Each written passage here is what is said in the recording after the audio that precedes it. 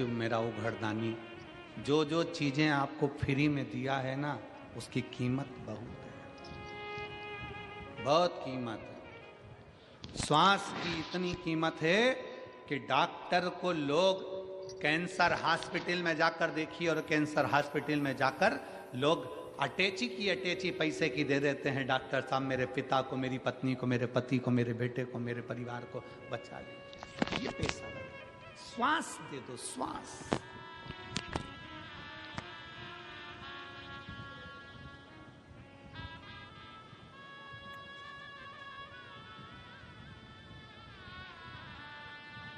कितना सुंदर नामदेव जी कहते हैं, त्रेता में था प्राण जाए पर, जम के बोलो वचन ना जाए। आज के जमाने में प्राण जाए पर अहंकार,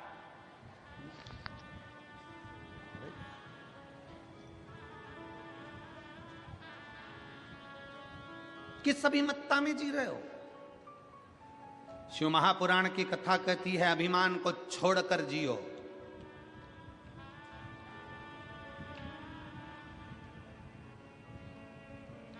किसी को छोटा मत समझो,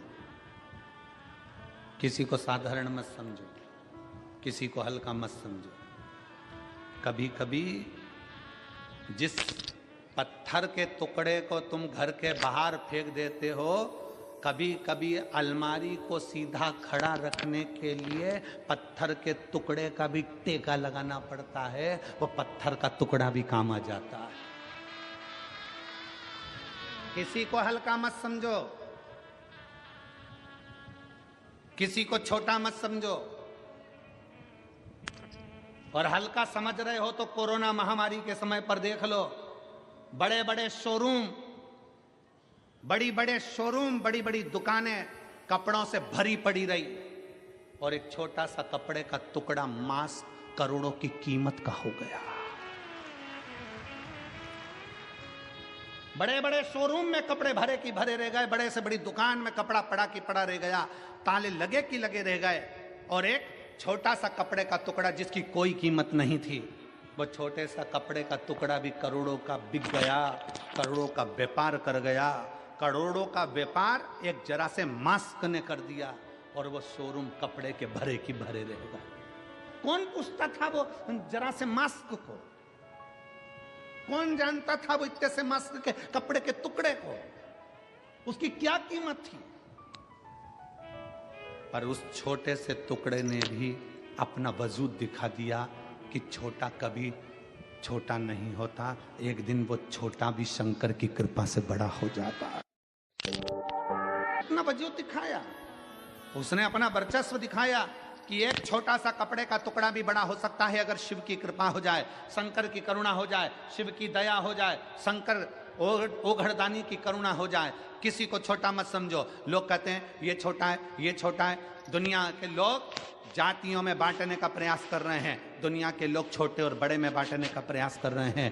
पर शिव महापुराण की कथा कहती है आप बंटना नहीं, कोई छोटा कोई बड़ा नहीं। घर के अंदर बहुत विवाद होता है। एक पति का पत्नी ज़्यादा कमाता है, दूसरी पत्नी का पति कम कमाता है। ये मत सोचना कि तुम्हारा पति ज़्यादा कमा रहा है। हो सकता है जो नहीं कमा रहा है ना, उसको शंकर भगवान उसके कारण तुम्हारे पति की भी तनख्वाह ज़्यादा दिलवा रहा है। हो सकता है परिवार के भरण पोषण के लिए, परिवार के सुख के लिए, परिवार के लिए परमात्मा दे रहा है, किसी के लिए हल्का नहीं। ये ना सोचे कि हमारी माँ कुछ नहीं दे रही, हमारे पिताजी कुछ नहीं कर रहे, हमारा देवर कुछ नहीं करता, हमारा जेठ कुछ नहीं करता, केवल तुम्हारा पति कमा रहा है। ना ना ना, भगवान ने क्यों कृपा कर कर रखी है, क्यों भगवान भरपेट भोजन दे रहा है, क्या पता किसके भाग्य का किसको मिल रहा है। इसलिए कभी ये ना सोचें कि केवल मेरा पति कमा रहा है। घर में जितने सदस्य हैं ना, सबके भाग्य का मेरा भोलेनाथ देते जा रहा है। ये विचार करें, कोई भूखा ना सोए।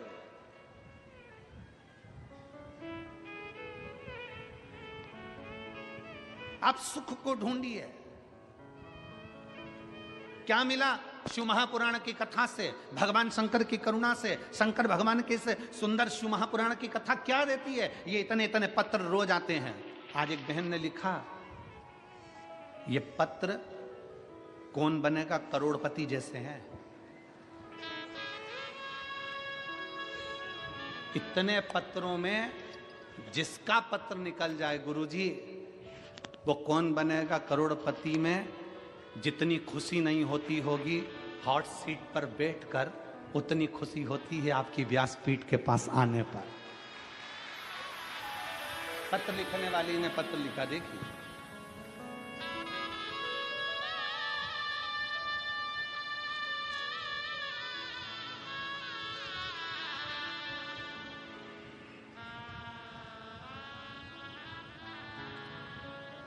मैं सो जयश्री प्रशांत पाटिल सिरपुर की रहने वाली हूं। करवंद नाका हुले सिंह। एक दिन मैं कहीं चली गई और पति उसी टाइम पर टीवी चालू कर बैठ गए और आपकी कथा सुन रहा था।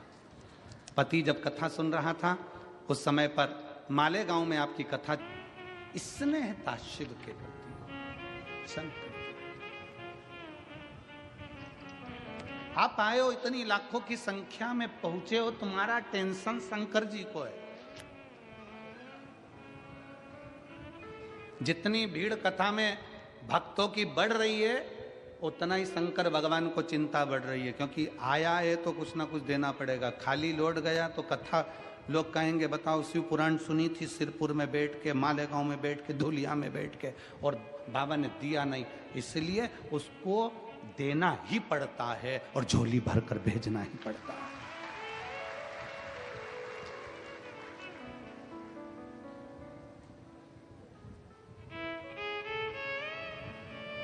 9 तारीख से 11 तारीख तक दुबई में कथा है, 3 दिवस की।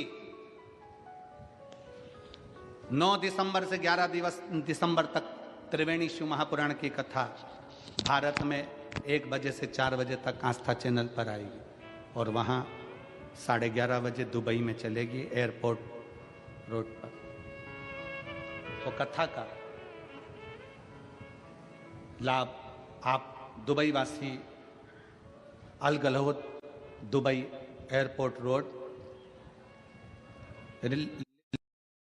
सीहोर वाला महाराज नहीं, सीहोर से कंकर शंकर की भूमि से कुबेरेश्वर महादेव स्वयं इस कथा को लेकर तुम्हारे बीच में कथा सुनाने आए। शिव महापुराण के महत्तम में लिखा है, कथा सुनाने वाला शंकर, कथा सुनने वाला शंकर और कथा करवाने वाला शंकर। सामर्थ्य की तो है। भागवत कथा होती तो मनुष्य करा सकता था, राम कथा होती तो मनुष्य करा सकता था, सारी पुराणे मनुष्य करा सकते हैं, पर शिव महापुराण की कथा मनुष्य नहीं, शंकर स्वयं जजमान बने हैं। ईश्वर जी और गोरा जी, शंकर स्वयं तुम रुकेश्वर महादेव बनकर कथा को बांच रहे हैं, शंकर स्वयं कथा की व्यवस्था कर रहे हैं। कोई की सामर्थ्यता, मनुष्य की सामर्थ्यता नहीं है कि वो शिव पुराण की कथा करवा ले, बाँच ले और सुन ले। कथा वो बाँचता है। और जिस दिन कथा बाँचने वाले के मन में यह आ जाए कि कथा मैं बाँच रहा हूं, उस दिन कथा कथा नहीं रहती, फिर व्यथा हो जाती है। इसलिए कथा बाँचने वाले को चाहिए कि ये शंकर की कथा है, बाँचने से पहले विचार करना कि तुम नहीं बाँच रहे हो, इस कथा को स्वयं शंकर आपकी कंठ में बैठकर जो बचवा रहा है, जो बाँच रहा है, वो उसकी सामर्थ्यता है। आप शून्य हो, शून्य हो। और जब शून्य हो जाता है व्यक्ति, तभी पूर्ण हो पाता है। जरा विचार करिए, यहां से धुलिया कितना किलोमीटर है? 50। चलो ठीक है, गए हो कभी? अरे बोलो तो जम के, गए हो? चलो, यहां से धुलिया जाओगे, यहां पर लिखा है 50 किलोमीटर धुलिया, ठीक है? जम के तो बोलते जाओ, ठीक है। गाड़ी लेकर चले, आगे बढ़े, 1 किलोमीटर बाद कितना लिखा होगा?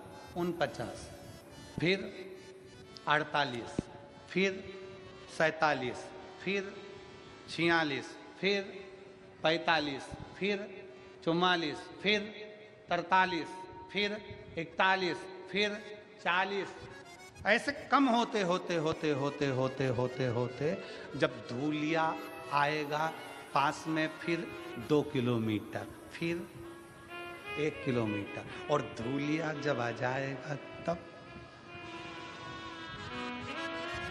क्या लिखा होगा? शून्य, जीरो। मतलब आप अपनी मंजिल तक पहुंच गए। जब व्यक्ति शून्य हो जाता है तब शिव तक पहुंच पाता है। शून्य हो गए। कथा वाचने वाला अगर सोचे कि मैं शिव पुराण की कथा कर रहा हूं, मतलब आप कथा नहीं कर रहे, आप शून्य हुए ही नहीं हो। आप शून्य हो जाओ कि आप कथा वाचक हो ही नहीं सकते। कथा वाचना शंकर का काम है। राम कथा शिव जी ने सुनाई, भागवत कथा शिव जी ने सुनाई, शिव पुराण शिव जी ने सुनाई। राम कथा शिव जी ने सुनाई है माता पार्वती जी को। भागवत कथा शिव जी ने सुनाई है अमरनाथ की गुफा में एक तोते के बच्चे ने सुन ली थी। वो सुखदेव जी हो गए थे, फिर बाद में उन्हें राजा परीक्षित को सुनाई।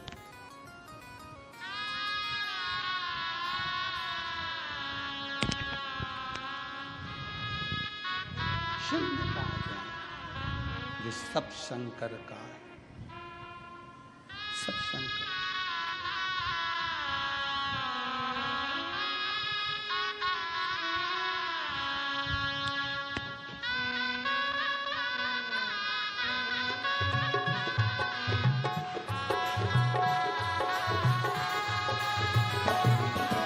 हे भोला शंकरा,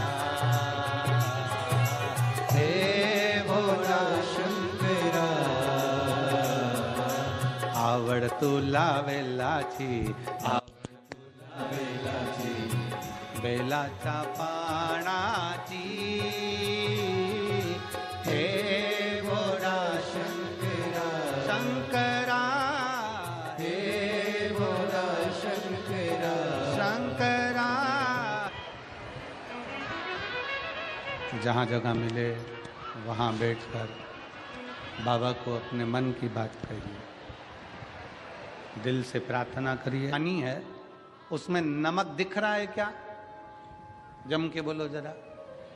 नहीं दिख रहा। अब नामदेव जी से उस व्यक्ति ने कहा इसमें नमक नहीं दिख रहा, इसमें नमक नजर नहीं आ रहा। नामदेव जी बोले अब एक काम कर, इसको अब थोड़ा सा हाथ में लेके चख, नमक का स्वाद आएगा कि नहीं आएगा? जम के बोलो जरा। आएगा ना? जैसे ही चखा नमक का स्वाद आ गया। नमक पानी में दिख नहीं रहा पर नमक का स्वाद आ रहा है। उसी तरह परमात्मा कण कण में समाया है, वो दिखता नहीं है पर हमें महसूस होता चले जाता है, हमें महसूस होता।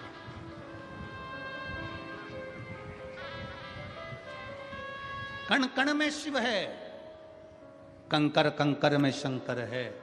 हर पल हर घड़ी हर क्षण में भगवान समाया है। बस उसको पहचान के नेत्र चाहिए, पहचान के कि चप्पे चप्पे में है झांकी भगवान की, कोई सूझ वाली आंख ही पहचान की। चप्पे चप्पे में है झांकी भगवान की, कोई सूझ वाली आंख ही पहचान की।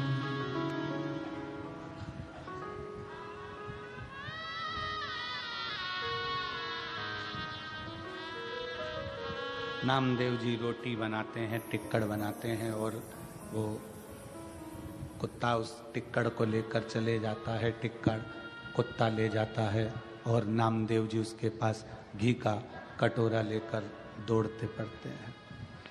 पहचान गए, जान गए नामदेव जी।